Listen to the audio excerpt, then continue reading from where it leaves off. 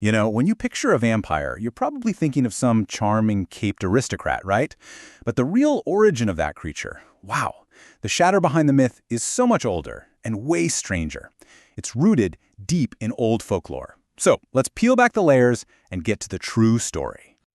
Way before any count was living it up in a castle, there was this other kind of terror being whispered about in 19th century Eastern Europe. And trust me, it wasn't a nobleman.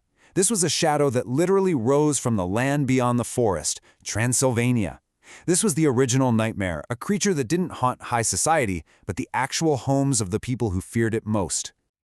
The first person to really bring this horror story to the English-speaking world was a writer named Emily Gerard. Back in 1885, she was documenting the local legends, and her description, it's so specific. She didn't just call it a ghost or a goblin. She used the name Nosferatu and called it a spirit that was decidedly evil. Like this thing was in a whole different league of malevolence. To really truly understand where Nosferatu comes from, we have to look past all the fiction and get right into the genuine fears of the people who basically created him. This isn't some literary invention. This is a peasant's nightmare, made terrifyingly real. So according to the original lore, the curse of the Nosferatu started right at birth. The belief was that it was the illegitimate child of two illegitimate parents. Think about that. A compounded sin that just tainted its soul from the get-go. And when that person died, the curse didn't end. Oh no, it activated. It drove the spirit to come back and prey on the very family that brought it into the world. And here's where the real horror kicks in. It's a contagion. The curse wasn't contained. The Nosferatu would start with its own family. Then it would spread to the neighbors, and get this, every single person it killed would also rise as one of the undead. It was basically a spiritual plague that could wipe out an entire village from the inside out.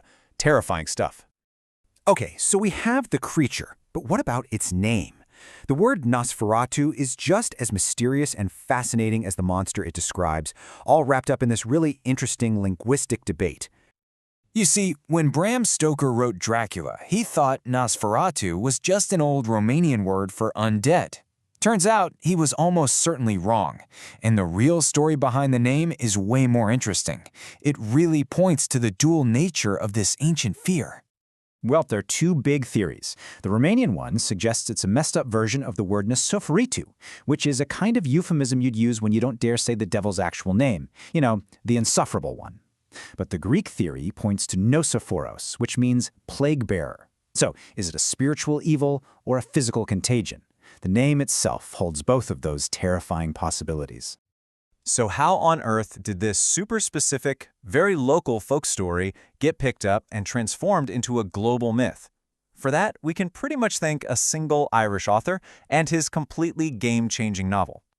The handoff from folklore to fiction was actually super direct. Stoker read Emily Gerard's work, he took a ton of notes, and then in his 1897 novel Dracula, he had his hero, Van Helsing, use the word Nosferatu. He basically borrowed its folkloric street cred to give his own creation a sense of ancient, terrible power. And what's really amazing is how much Stoker changed the creature. The folkloric Nosferatu was this mindless, compulsive spirit that was just focused on its hometown. Stoker's version? He was a brilliant, aristocratic king vampire, a military genius with plans to conquer the entire world. He took a local bogeyman and leveled him up into a global supervillain. But Stoker's words only gave us the character, the iconic image of Nosferatu, the one that really haunts our nightmares. That was forged in the flickering silence of early cinema. So, in 1922, a German film studio released Nosferatu, a symphony of horror. It was actually an unauthorized adaptation of Dracula.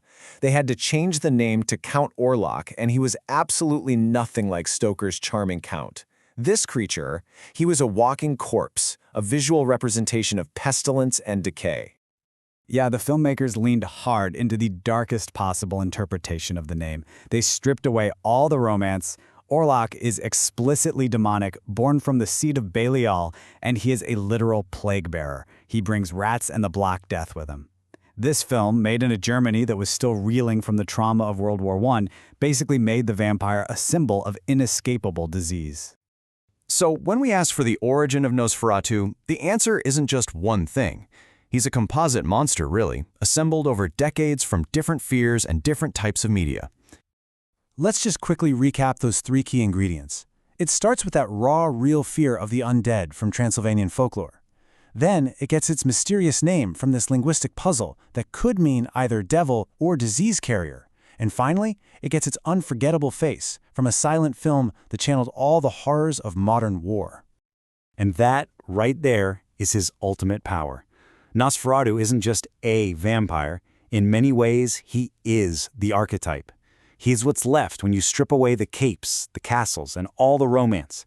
He is the raw, primal fear of a walking contagion that just refuses to stay in its grave. So the crucial point is this. Nosferatu was never just one monster. He's more like a vessel, a name we have given to the plagues that absolutely terrify us, from spiritual corruption to physical disease to the trauma of war.